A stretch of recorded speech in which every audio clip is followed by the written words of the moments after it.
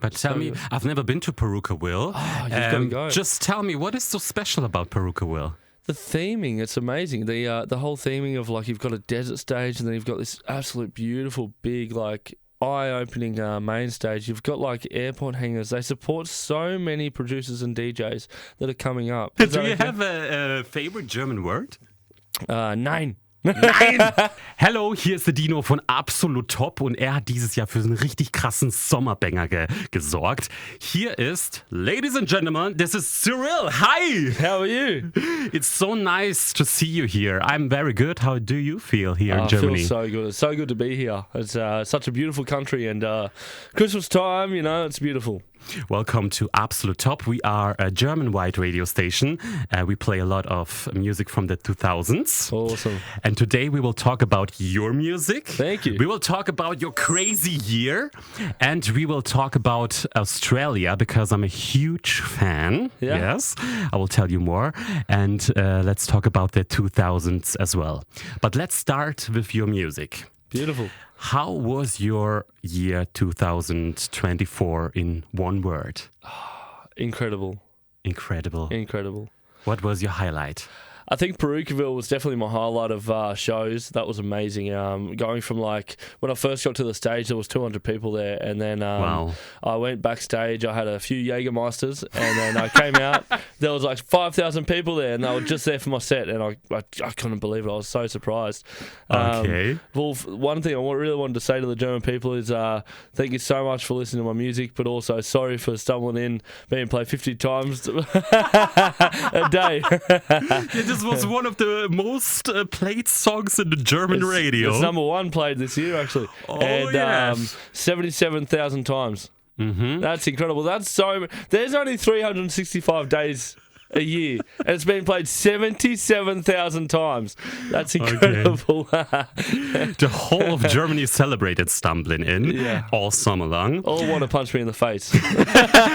When you think about Stumblin In, what goes through your mind? I think just incredible. I don't know how to put it into words. Like, you know, I've worked on music since I was 2 years old to, you know, being 12 years old and having it as my absolute stable. I just wanted that to be my dream, to play shows and make music, and to have a record that done that, and then to have Sound of Silence and a few more that are doing well now. It's incredible. Mm-hmm. So, yeah, I love it. Stumblin In is a very huge classic song. So what was the idea, or how did you find this song? And who was the inspiration? Well, when I was a kid, I grew up on really old music. Growing up in a very small country town that would get to about -5 degrees in winter. It was very cold and but very old school people and stuff. So we, I grew up in really old music. Stumbling In was one of the songs. And when I was rebranding myself and trying to think of what I wanted to do, I knew that them records have been like forgotten about a little bit. So I wanted to bring them back and make people remember or hear it for the first time of how magnificent and beautiful music was back to the 1960s, to the 1990s, to the, and of course the 1970s for Stumbling In. Yeah, so Stumblin In was this huge hit. But let's talk about World Gone Wild. We are playing it on Absolut Top. It's a huge hit. Robin Schulz doesn't give many interviews. No. He seems very shy. Ne? Was ist denn da los, Robin Schulz? Nicht so schüchtern sein. How is it to work with Robin Schulz? He's amazing. He's such a good guy. Of course, he's very shy and he likes to keep to himself. But he's amazing. He's a great human being. When we wrote World Gone Wild, it was more like a online thing that we did. And then when I finished the record and he loved it, we then did a show together. He gave me the honour of opening for him at a show in Austria for about 10,000 people. He did a big show in Austria, and I was very honoured to play before him. And I met him that night. We had some wine and we had a few drinks and had a great time. He's a great dude. Great German man. Yes. What is the story of World Gone Wild? World Gone Wild. So we wanted to like write something that like, you know, obviously it's got the fat boy slim, as a sample, but we wanted to like make something that the world's gone wild a little bit, you know, the world's a little bit wild right now. And we wanted to, write something in the current state of the world sort of thing. When you think about your past, what is your greatest musical role model? Wow, that's a very broad question because sometimes I like to write country music and I'd probably say Johnny Cash or Alan Jackson. In the EDM world, there's so many like Robin Schulz or Lost Frequencies to Tiesto, David Guetta. Of course, so many great people. And then the overall person I think that I look up to the most, and I'd love to work with him, is Max Martin. He's an incredible writer, and if you look at his Wikipedia, I'm sure you'll see over 50 number one hits. He's insane. Wow. A Swedish man that's absolutely smashed it. Do you also like to sing? Would you like to sing your own songs? Most songs that I am bringing out next year, I have sang on them, but then I make like a top line and then I get good singers to sing on it. So yeah, sometimes I do sing, but I would never put myself on the vocal. Really? Because Calvin Harris did that, yeah. And he done a great job. I just don't think my voice is there. I can hold the key or the chord or something, and I can do the scales and stuff, but the voice, I just don't like the way my voice sounds on the record. Yeah. Okay. So just imagine you would sing Stumblin In. How would that sound? Like shit. Love is a lie. Probably better than me. Yes. What can we look forward to 2025? Heaps of original stuff. I have a few remixes, but for the focus of this year, it was to put my name out there and give something to the world that has already been made. But the next year coming up is a lot of original stuff, a few interpolations, but a lot of fun times and a lot of shows. So many shows. I think 2025 I've almost been booked out. It's incredible. Wow. So which shows? I think I'm in talks with Tomorrowland, in talks with Parookaville. Wow. I can't say that I am playing there, but I'm talking to them. I think my teams are. Huge shows. I can't remember any of the names of all of them, but I know there's some really, really big shows coming up all over Europe. So tell me a little bit more. So which remixes will you drop 2025 or... That's still a secret. Still a secret. But this Friday I do have a record coming out with David Guetta. It's the remix of their Forever Young remix. So I did a new version of that for them, and that's out this Friday, and that's me for the year. And then next year it's just good originals. I've been looking at a record, If You Leave Me Now by Chicago. I haven't finished it yet, but I think that could be a potential one as well. Okay, but can you tell me who will you work with? It's so hard to say right now because it's it's in the middle of the deal. So if I say it, then I'm in a lot of trouble. I can say who I'm talking to. Like I'm talking to Coldplay. I'm talking to Angus and Julia Stone. I'm talking to James Blunt. I'm talking to these people and writing music at the moment. Nothing solidified, but the way things are going, there's very big stuff coming up. I'm very excited. What do you think about the German music scene and the fans? I love it. This is one of my favourite countries to play in, and I love visiting the place as well. It's incredible. I think my favourite show was obviously the Parookaville one. Okay. And the fans are just so incredible here and so thankful, and so they get around the music so well. I love it. But tell me, I've never been to Parookaville. Oh, you've got to go. Just tell me, what is so special about Parookaville? The theming, it's amazing. The whole theming of like you've got a desert stage and then you've got this absolute beautiful big like eye-opening main stage. You've got like airport hangars. They support so many producers and DJs that are coming up, and they don't have to. They're a massive. They're a huge festival, but they do support so many people in the industries. Even like there's a Jägermeister stage, and it's like this stage. It's not a stage. It's like a club. The fucking thing looks like an actual Jägermeister bottle. Okay. And you have to walk up steps, and you're like in this really cool like little venue. It's so much fun. I see you are a huge Jägermeister fan. I don't mind it at all. Tell me, what is so special? Why do you love Jägermeister so much. It's German. Let's go. It tastes amazing, and it gets you very drunk. So, you know. Okay. And I know I've been to Australia. We will talk about it now. Alcohol in Australia is very, very expensive. Is it? Yeah, it's crazy. So Germany is cheaper.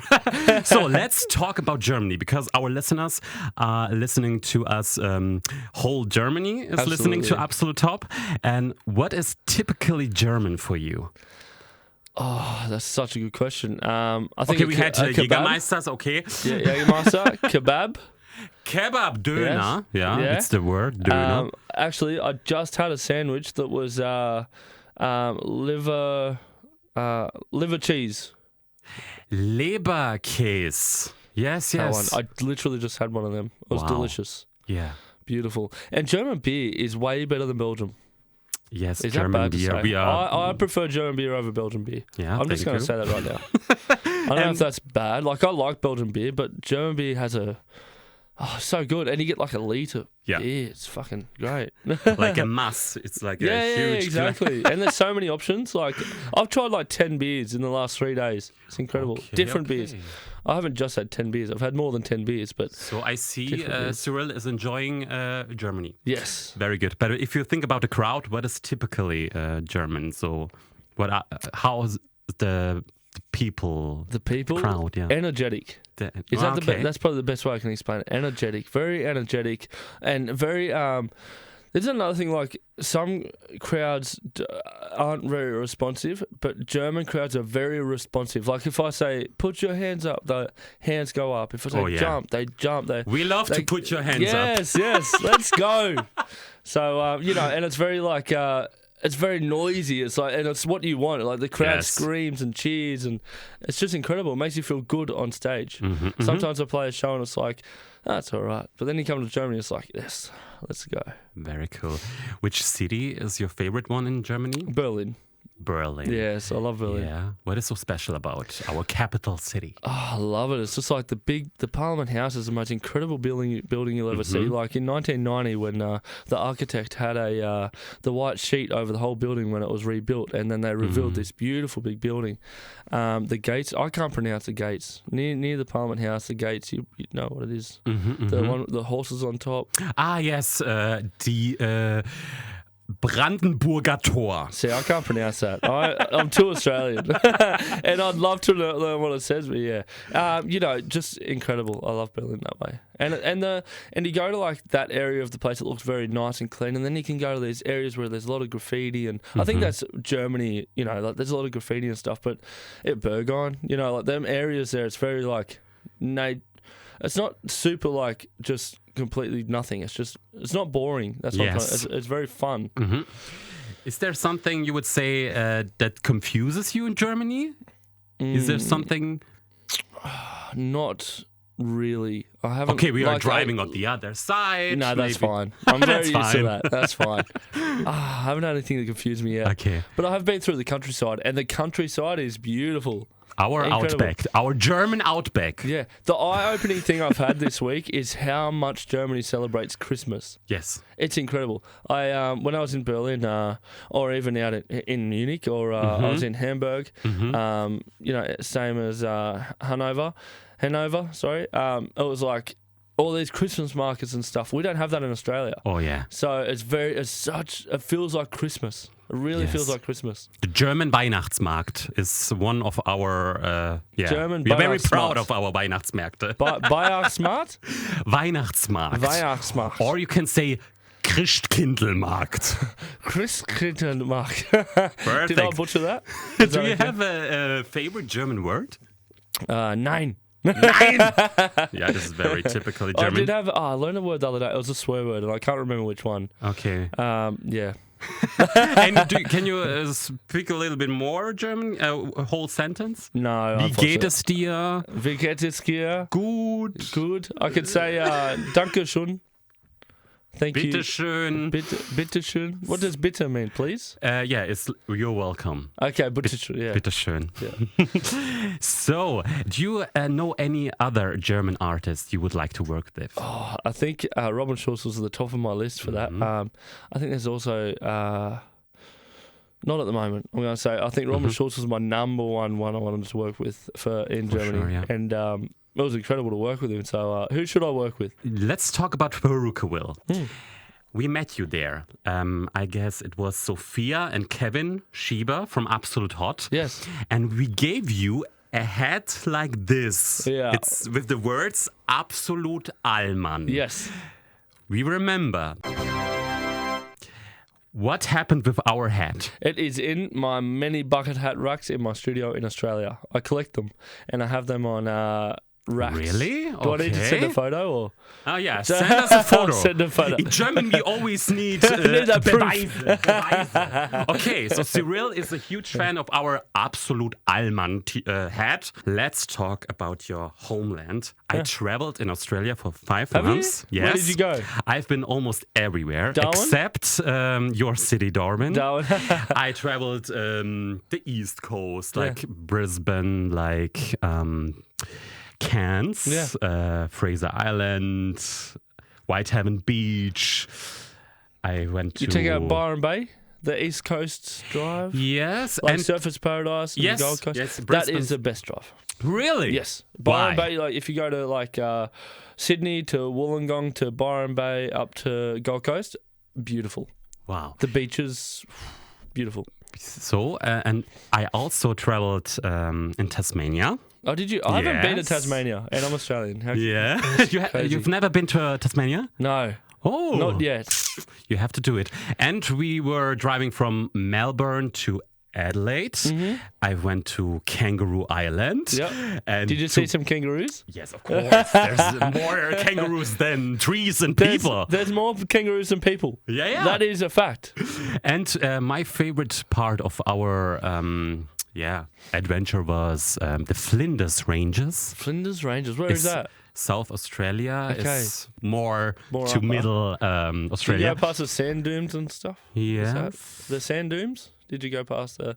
It's like it's like a sandy desert basically, and take your buggies out there. And Okay. And the West Coast, Perth and Broome. Broome. And we went to the middle of Alice Springs. But your northern territory, Yeah. this is the only part that I didn't see. It's a crazy place. It's like the Florida of Australia. We have so many crocodiles and Yes. snakes. Oh man. Oh, wow, crazy. So, many Germans, they like to travel through your country as backpackers. Yes. Tell me, what is so fascinating about Australia? Oh, so much. There's so much out there. It's like, you can pretty much put all of Europe in Australia. It's such a big place. It takes a long time to visit, and the road trips are the best in the world.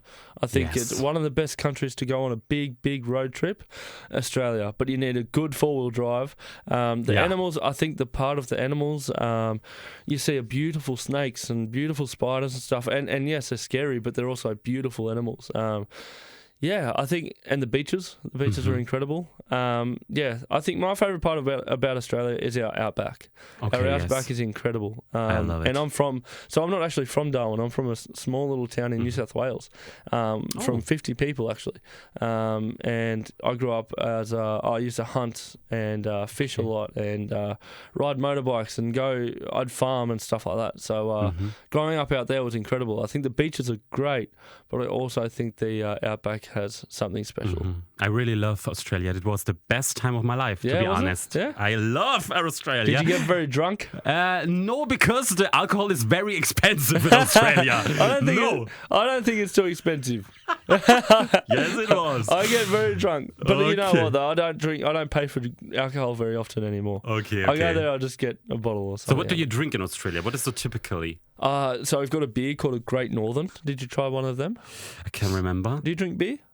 Yes. A little bit. A little bit. A little bit. Yeah, well, Great Northern is a good staple beer. It's some people say it's like the Heineken of Europe, if you know what I mean. Okay. I think I drink a lot of rum. I love my rum, and I love tequila, and I love Jägermeister. Oh, but of we have course. in Australia a big thing is to have a Jaeger bomb. Jaeger bomb. You have the Okay. half Jägermeister, like a shot of Jägermeister with some Red Bull. Okay. Just skull it. It's like a shot. Ah. Yeah. Very So you put a interesting. little bit of Jägermeister, a little bit of red. Very cool. Yeah. So you can be like a perfect barkeeper. I used to be, actually. Cool. Did you work as a barkeeper? Yes, I used to run nightclubs.